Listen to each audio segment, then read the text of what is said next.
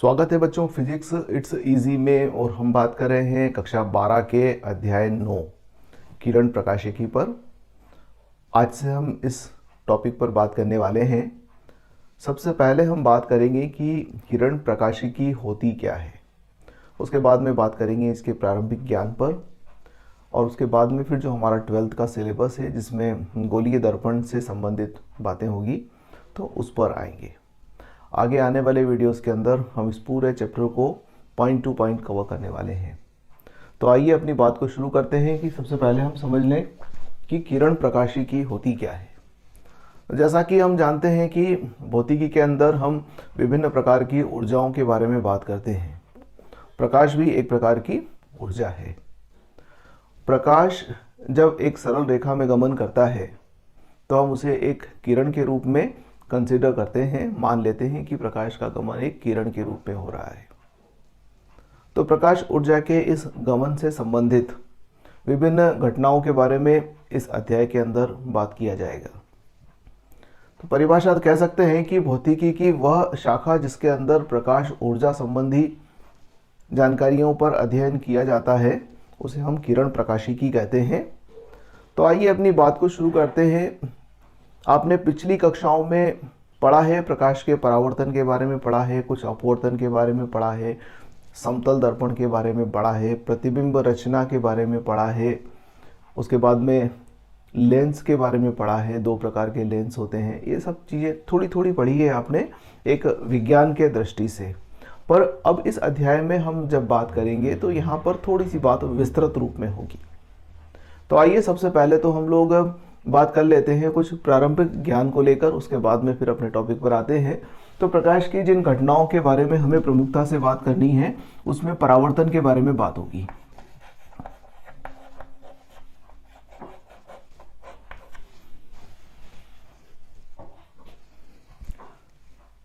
प्रकाश की वह घटना जिसमें प्रकाश किसी माध्यम में चलता हुआ किसी सतह पर आपतित होता है और उस सतह से टकराने के बाद में पुनः उसी माध्यम में लौट जाता है, इस घटना को हम परावर्तन कहते हैं। प्रकाश एक ही माध्यम में गमन करेगा, महत्वपूर्ण बात यह है। दूसरा सतह पर आपतित होगा, उससे टकराएगा और पुनः लौट जाएगा। अब जिस सतह से टकराता है वह सतह हम दो प्रकार से क्लासिफाई कर सकते हैं। एक होती है स्मूथ सरफेस या चिकनी सतह,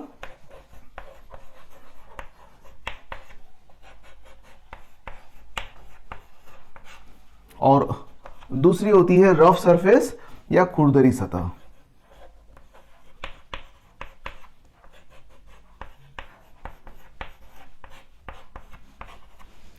चिकनी सतह के अंदर जैसे उदाहरण के रूप में ले लें तो नए बर्तन आप देखें, नए थाली जिसमें हम खाना खाते हैं या भोजन बनाते हैं, तो उसमें हम अपने चेहरे को देख सकते हैं।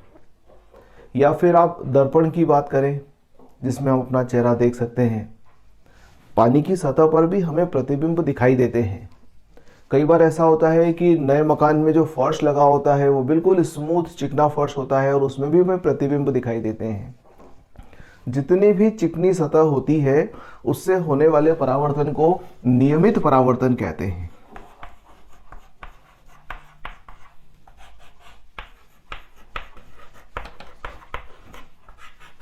और जब नियमित परावर्तन होता है तो प्रतिबिंब की रचना होती है, अर्थात हमें उस सतह के अंदर वस्तु का एक प्रतिबिंब दिखाई देता है।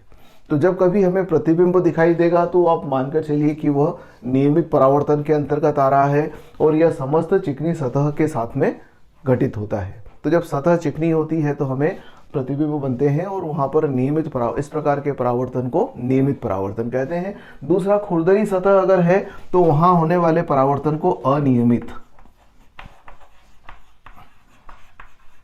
परावर्तन के नाम से जानेंगे। अब अनियमित परावर्तन में क्या होगा? अनियमित परावर्तन में हमें उस वस्तु के अंदर प्रतिबिंब दिखाई नहीं देगा, हमें वस्तु दिखाई देगी। तो हम आंखों से जितनी भी चीजों को देखते हैं वो सभी अनियमित परावर्तन का उदाहरण है। यदि आप मुझे देख पा रहे हैं तो इसका मतलब यह हुआ कि प्रकाश की किरणें मुझ पर आपतित हो रही हैं और मुझसे परावर्तित होकर आप सभी को प्राप्त हो रही हैं। या ये कहें कि इस मोबाइल के लेंस के अंदर जा रही हैं जो उसे रिकॉर्ड कर रहा है। तो इस प्रकार का जो परावर्तन होता है वो अनियमित परावर्तन कहलाता है। और अनियमित परावर्तन का सीधा सा ये है कि इससे हमें वस्तुएं दिखाई देती है। यदि मैं इस चौक को देख पा रहा हूं तो इस चौक परावर्तित करके प्रकाश की किरणें मुझ तक पहुंचाता है, तभी हमें दिखाई देता है। तो इस प्रकार का परावर्तन अनियमित परावर्तन कहलाता है। तो दो प्रकार के परावर्तन हुए, चिकनी सतह या स्मूथ सरफेस से होने वाला परावर्तन नियमित परावर्तन कहलाता है, और खुरदरी सतह से होने वाला परावर्तन अनियमित परावर्तन कहलाता है। अनियमित परावर्तन में हमें वस्तुएं दिखाई देती है और नियमित परावर्तन के अंदर प्रतिबिंब रचना होती है।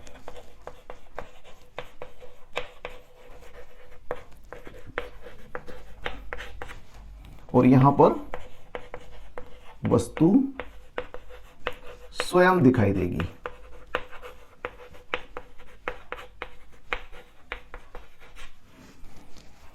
हम लोग जो मुख्यतः बात करेंगे वह नियमित परावर्तन के बारे में बात करेंगे। अर्थात जब हम कहते हैं कि परावर्तन होता है तो इसका मतलब हम नियमित परावर्तन की बात कर रहे हैं। वस्तु का दिखाई देना खुरदरी सतह से, यहाँ पर भी परावर्तन के नियम लागू होते हैं, परंतु उस पर मैं आपको बाद में बता दूंगा कि ऐसा क्यों होता है कि हमें वस्तु दिखाई देती है और प्रतिबिंब की रचना नहीं हो पाती। तो इस पर जब हम बात करेंगे नियमित परावर्तन में तो एक छोटे से अंश के रूप में मैं इस पर भी चर्चा कर लूंगा।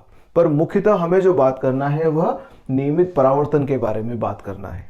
तो जब भी परावर्तन होता है तो परावर्तन के नियमों का पालन होता है।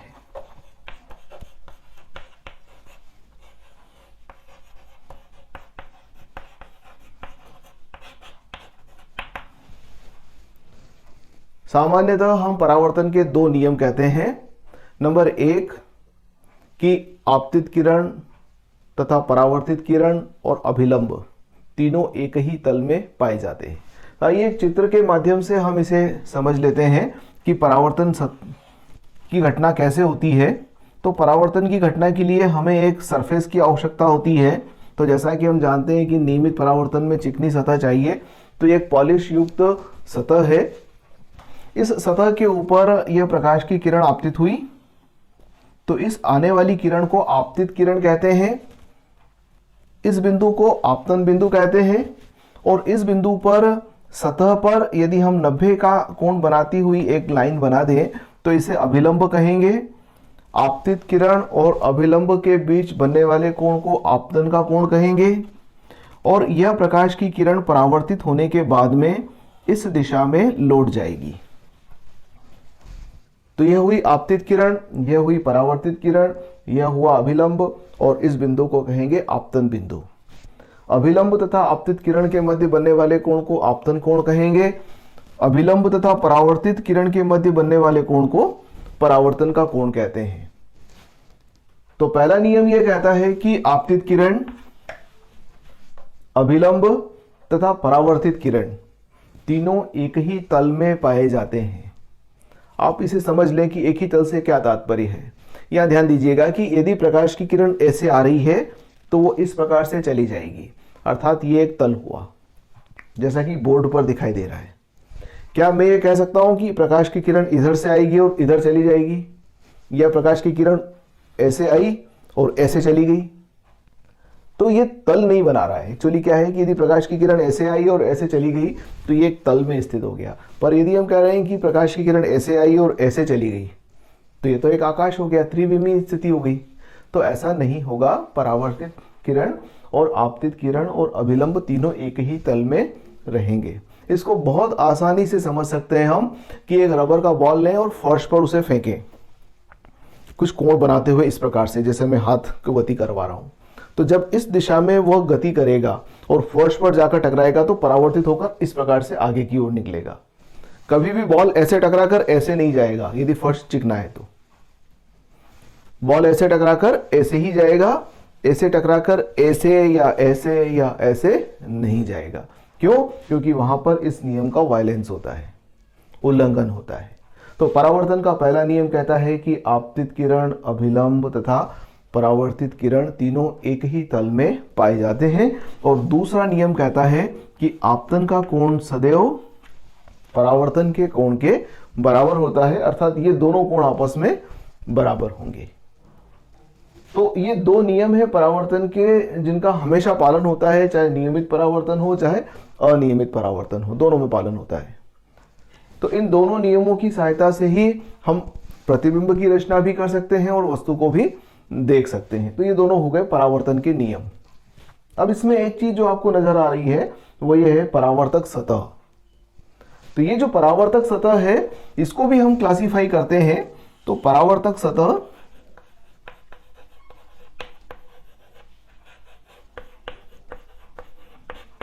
एक होती है समतल परावर्तक सतह,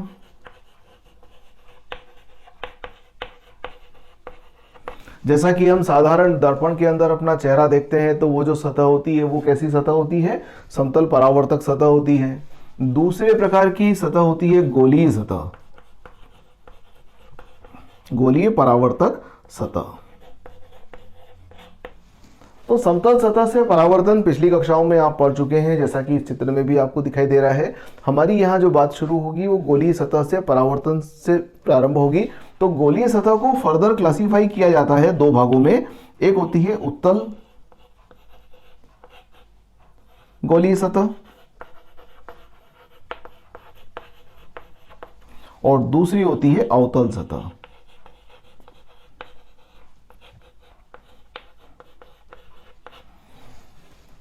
तो उत्तल गोलीय सतह कह दें, चाहे उत्तल सतह कह दें या उत्तल सरफेस कह दें, इसको हम इंग्लिश में कॉन्वेक्स सरफेस भी कहते हैं। तो एक तो उत्तल सतह हो गई और दूसरी अवतल सतह हो गई। तो गोलीय सतह में हम दो प्रकार की सतहों पर बात करेंगे, एक उत्तल सतह पर बात करेंगे और दूसरा अवतल सतह पर बात करेंगे।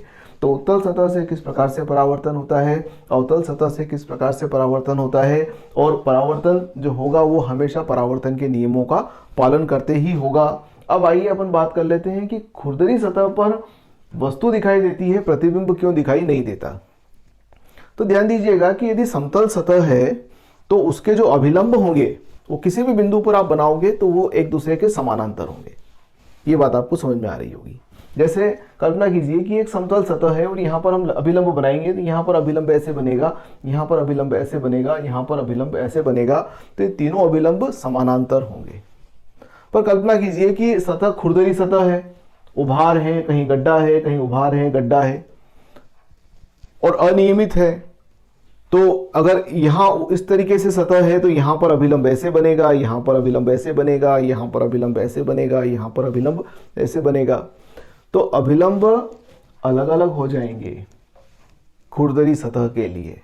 अब आप देखिए कि प्रकाश की किरण आ रही है तो प्रकाश की किरण, आपतित किरण और अभिलंब, अब परावर्तित किरण इन दोनों के तल में स्थित होगी। यदि अभिलंब ऐसे है तो परावर्तित किरण ऐसे जाएगी, यदि अभिलंब ऐसे है तो आपतित किरण तो ये हो गई, तो अभिलंब के साथ में यह इस दिशा में परावर्तित होगी। अर्थात अनियमित परावर्तन के मामले में अभिलंब असमानांतर होने से परावर्तित किरण विभिन्न दिशाओं में फैल जाती है और अनियमित रूप से विस्तृत होती हैं। जब अनियमित रूप से विस्तृत होती है तो हमारी आंखों में जो प्रकाश की किरण पहुंचती है उससे हमें वस्तु दिखाई देती है और सभी दिशाओं से दिखाई देती है, जहां जहां तक परावर्तित किरण पहुंचती है। तो जैसे इस चौक को मैं यहाँ रखूं तो ये सामने वाले बच्चे भी देख पाएंगे, मैं भी देख पाऊंगा, इधर से भी देख पाएंगे और इधर से भी देख पाएंगे। तो कारण ये हुआ कि इस सतह पर आने वाली प्रकाश की किरणें सभी दिशाओं में जा रही हैं। तो इस प्रकार हमें अनियमित परावर्तन में चूंकि अभिलंब समानांतर नहीं होते हैं, इस कारण से प्रतिबिंब रचना नहीं होती है, प्रतिबिंब नहीं दिखाई देता उस सतह के अंदर, जबकि वस्तु दिखाई देती है। तो अगले वीडियो में हम जब बात शुरू करेंगे तो उसमें हम उत्तल दर्पण पर बात करेंगे और अवतल दर्पण पर बात करेंगे। प्रारंभ में इन दर्पण से संबंधित कुछ परिभाषाएं होगी, उसके बाद में प्रतिबिंब रचनाएं किस प्रकार से होती हैं तो उसके कुछ नियम बना लेंगे, हम सप्लीमेंट्री नियम्स कह सकते हैं, क्योंकि मुख्य नियम तो यही है परावर्तन के दोनों नियम। तो सप्लीमेंट्री नियम्स बना लेंगे जिसके अंदर गोलीय दर्पण से जब हमें प्रतिबिंब रचना करनी हो तो किन बातों का ध्यान में रखेंगे। दूसरा, चिन्ह परिपाटी भी इसमें काफी महत्वपूर्ण होती है। हमें चिन्ह कंसिडर करना पड़ते हैं कि कब हम दूरी को धनात्मक लेते हैं, कब हम दूरी को ऋणात्मक लेते हैं। तो इस बात पर भी हम अगले वीडियो के अंदर बात करने वाले हैं। धन्यवाद।